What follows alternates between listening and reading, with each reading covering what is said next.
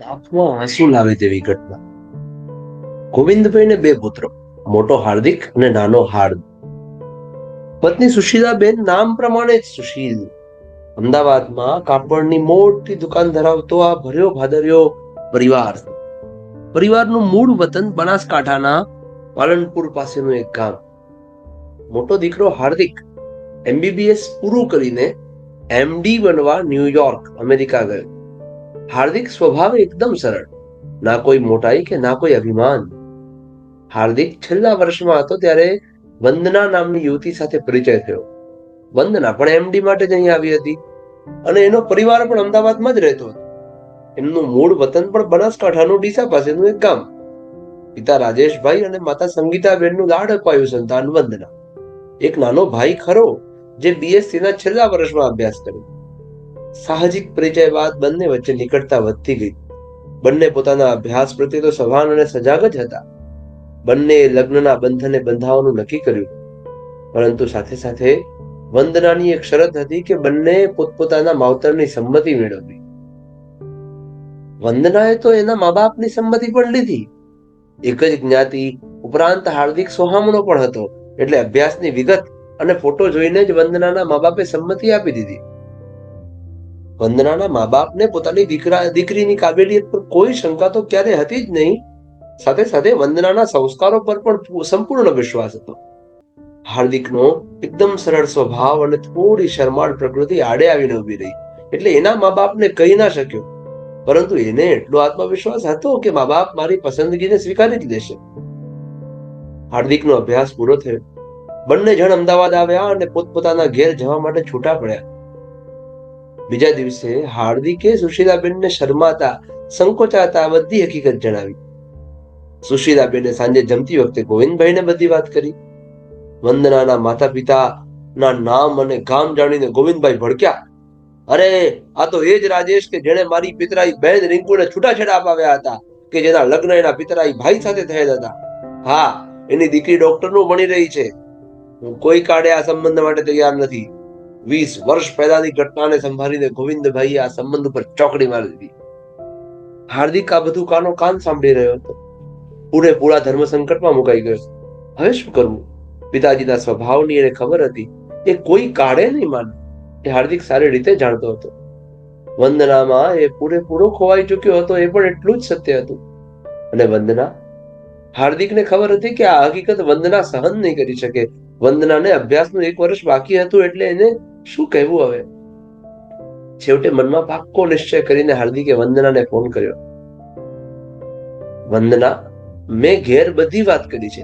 Mummy પપ્પાએ હા પાડી છે, પરંતુ સાથે સાથે કહ્યું છે કે વહુનો અભ્યાસ પૂરો થવા દે.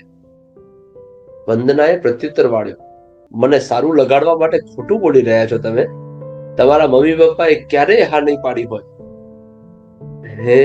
હાર્દિક ખચકાઈને બોલતો બંધ થઈ ગયો. ધીમા ડુસકા સાથે વંદના બોલી. મેં અમેરિકાથી ફોન કર્યો હતો ત્યારે મમ્મી પપ્પાના નામ અને ગામ નહોતા જણાવ્યા, પરંતુ ઘેર આવીને બધું સવિસ્તર જણાવ્યું. એ સાથે જ મારા પપ્પાએ પણ સંબંધ આગળ નહીં વધારવાની સૂચના આપી દીધી. અધૂરામાં પૂરું, તમારા પપ્પાનો ફોન પણ મારા પપ્પા પર આવી ગયો ને એમણે કહ્યું કે જોજો, બધા ભેગા થઈને મારા દીકરાને ફસાવતા નહીં. વંદના, હું અત્યારે જ તને મળવા આવું છું. બોલ, ક્યાં, કેટલા વાગે મળશું? હાર્દિકે ફોન પર કહ્યું. રિંગ રોડ, નરોડા સર્કલ, સાંજે 5 વાગે. વંદના રડતા રડતા બોલી. 5 વાગે મળીને ઘણી બધી ચર્ચા વાતો સાથે બંને નક્કી કર્યું કે બંનેના મા બાપને મનાવવા પ્રયત્નો ચાલુ રાખવા, અને છતાંય નિષ્ફળતા મળે તો વંદનાનો અભ્યાસ પૂર્ણ થતા જ પ્રેમ લગ્ન કરી દેવા. અને બંને સજળ નયને છૂટા પડ્યા. હાર્દિકે ડોક્ટર હાઉસમાં 6 મહિના સેવા આપી અને પછી પોતાની હોસ્પિટલ શરૂ કરી. થોડી પિતાજીની મદદ અને થોડી લોન લઈને. પિતાજીને મનાવવાના ઘણા પ્રયત્નો કર્યા, પરંતુ ગોવિંદભાઈ એકના બે ન થયા. વેરીની દીકરી મારા ઘેર તો ના જ લાવું, આ જ પ્રત્યુત્તર. જોકે વંદનાની પણ એ જ પરિસ્થિતિ હતી. વંદનાનો અભ્યાસ પૂરો થયો. બંનેના પિતાજીઓના જિદ્દી સ્વભાવમાં કોઈ પરિવર્તન નહીં. છેવટે હાર્દિક અને વંદના કોર્ટમાં જઈ લગ્નના તાંતણે બંધાઈ ગયા. બંનેના પરિવાર સાથેના સંબંધો કપાઈ ગયા. એનો દોષ મા બાપોનો હતો ને બંનેના મા બાપોએ સામેથી જ સંબંધો કાપી નાખ્યા હતા. પરિવાર પ્રત્યે બંનેને અઢળક પ્રેમ હતો, પરંતુ બીજો કોઈ વિકલ્પ પણ ક્યાં હતો? હા, વંદના અને હાર્દિકને અમર આશા હતી કે મા બાપોએ ભલેતર છોડ્યા, પરંતુ એક દિવસ જરૂર સુખમય મિલન સર્જાશે જ. બંને હૃદય રોગના સ્પેશિયાલિસ્ટ હતા, એટલે હોસ્પિટલ તો ધમધોકાર ચાલતી હતી. વસવસો માત્ર, છતાં મા બાપે અનાથ નહોતા. હાર્દ ભણવામાં બી ખાસ ઉકાળી ના શક્યું, એટલે પપ્પાની કાપડની દુકાન જ સંભાળવા લાગ્યો. લગ્ન લેવાઈ ગયા, 5 વર્ષ વીતી ગયા ને 2 બાળકોનો પિતા પણ બની ગયો. ગોવિંદભાઈમાં ઘડપણ દેખાયું. ઢીંચણની ગાદીઓ ઘસાવાથી ચાલવામાં મુશ્કેલી પડવા લાગી. દુકાને જવાનું બંધ થયું.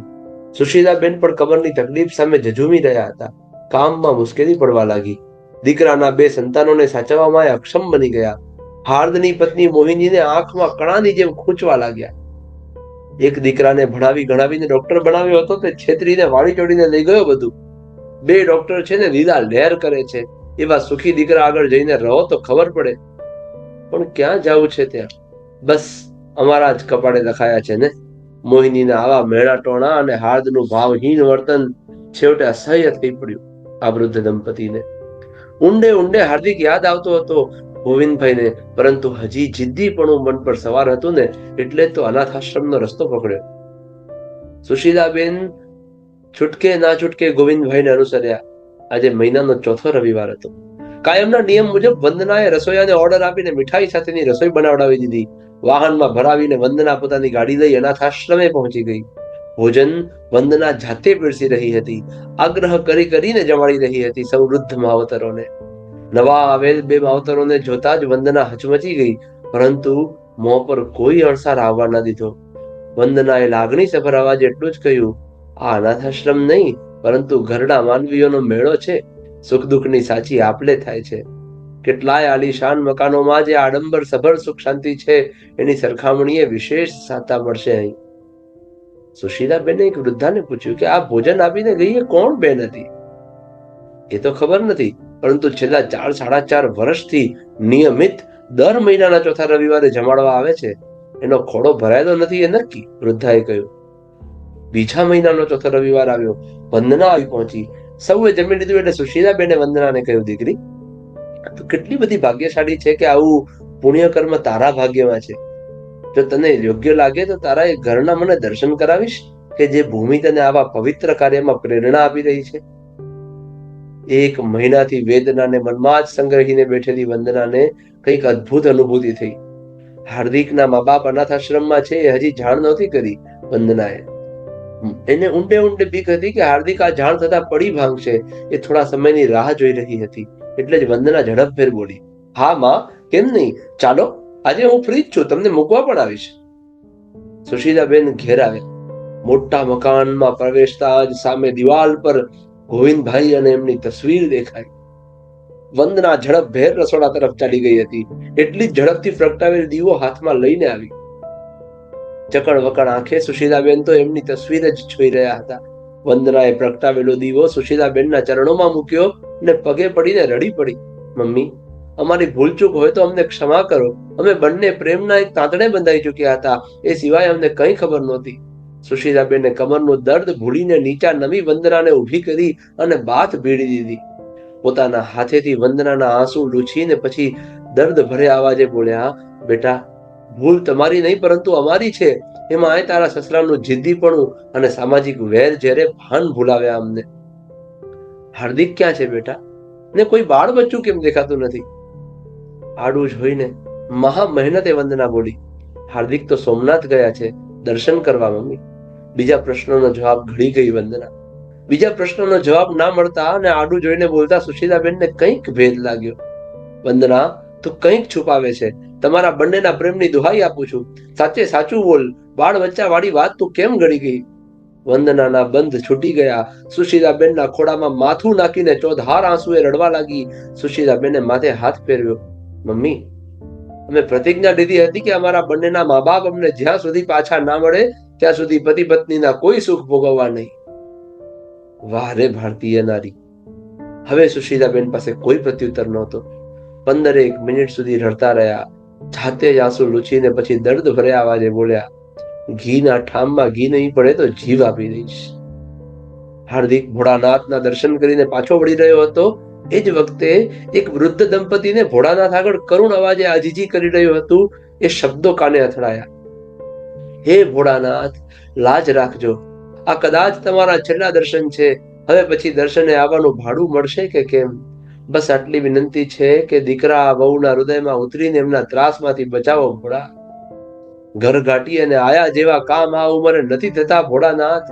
ભીના ચહેરે બહાર નીકળીને હાર્દિક વૃદ્ધ દંપતીની રાહ જોઈને ઉભો રહ્યો. બંને પાસે આવ્યા એટલે હાર્દિકે પૂછ્યું, ક્યાં રહેવું વડે? અમદાવાદના છીએ બેટા, વૃદ્ધે કહ્યું. હું પણ અમદાવાદનો જ છું અને ગાડી લઈને આવ્યો છું. ચાલો તમને લઈ જાઉં છું. રસ્તામાં ઓછા બોલા હાર્દિકે એટલું જ કહ્યું કે વડીલ, તમે નિયમિત રીતે જ સોમનાથ જજો, તમને કાયમનું ભાડું મળી જશે. હું અમદાવાદમાં મારું ઘર જ તમને બતાવી દઉં છું. એ સિવાયની પણ કોઈ જરૂર પડે તો મારા ઘરના દરવાજા તમારા માટે કાયમ ખુલ્લા છે. વડીલની આંસુથી ખરડાયેલી આંખો તો અરીસામાં હાર્દિકને દેખાઈ રહી હતી.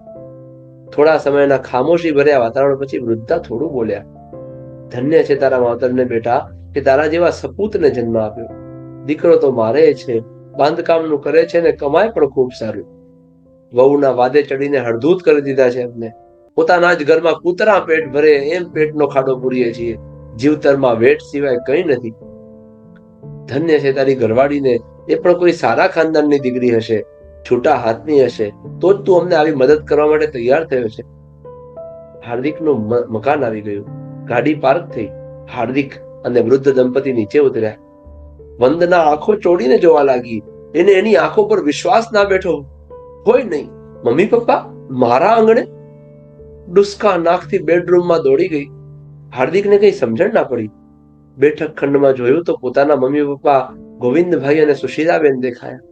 અરે આ શું? 5 વર્ષે પોતાની જીદની પાછળ સંતાડી દેવ જેવા પુત્રને જોતા જ બંને બેબાકડા થઈને હાર્દિકને ભેટી પડ્યા. દીકરા, અમને માફ કર.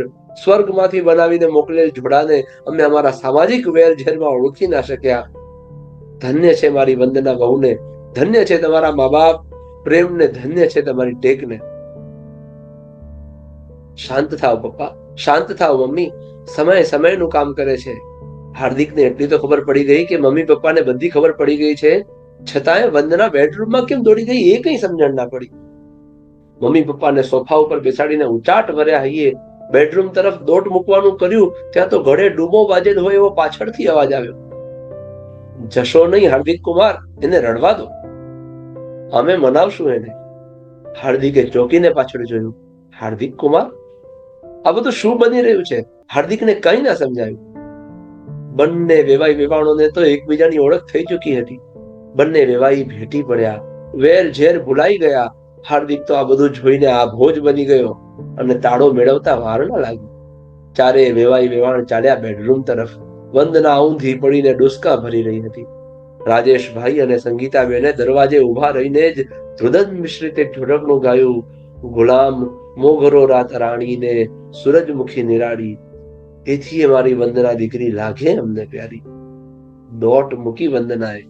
વંદના સંગીતાબેન અને રાજેશભાઈને ભેટી પડી. ગોવિંદભાઈ વંદનાના માથા પર હાથ ફેરવી રહ્યા હતા. ત્રીજા દિવસે બંને વેવાઈ વેવાણોએ ભેગા મળીને વરવધુની છેડાછેડી બાંધીને ખૂબ ખૂબ આશીર્વાદ આપી મોકલી દીધા મહાબળેશ્વર ફરવા માટે. કેવી લાગી તમને આ વાર્તા? કોમેન્ટ સેક્શનમાં જરૂર જણાવજો. હા ને? અને હા, વિડીયોને લાઈક કરી ચેનલને સબસ્ક્રાઇબ કરવાનું ભૂલશો નહીં. ધન્યવાદ. જય શ્રી કૃષ્ણ.